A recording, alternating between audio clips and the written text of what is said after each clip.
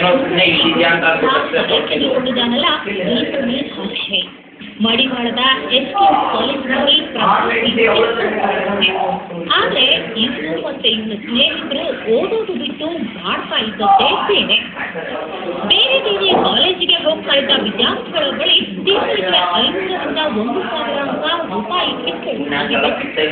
ಹಾಗೆ ಮೊದಲಾದವರಿಗೆ ಚಾಕು ಬ್ಲೇಡ್ನಿಂದ ಹಲ್ಲೆ ಕೂಡ ಮಾಡ್ತಿದ್ದಾರೆ. ಅದೇ ಇವತ್ತು ಅಕ್ಷಯ್ ಮತ್ತೆ ಇವ್ರು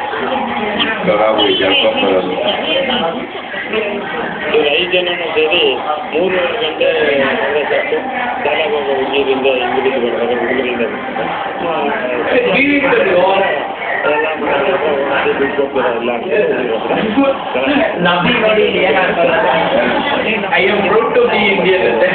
ಅವಾಗ ಬಂದು ಸ್ಕೂಲ್ ಅಂತ ಮಂತ್ಲಿ 500 ರೂಪಾಯಿ ಕೊಡಬೇಕು.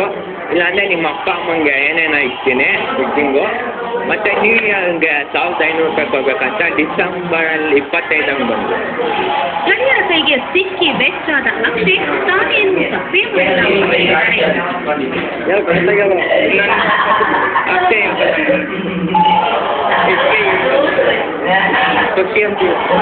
ನಾನೇನು ಮಾಡಿಲ್ಲ ಅಂಕಲ್, ನಿಜವಾಗ್ಲೂ ನಾನು ಮಾಡಿಲ್ಲ.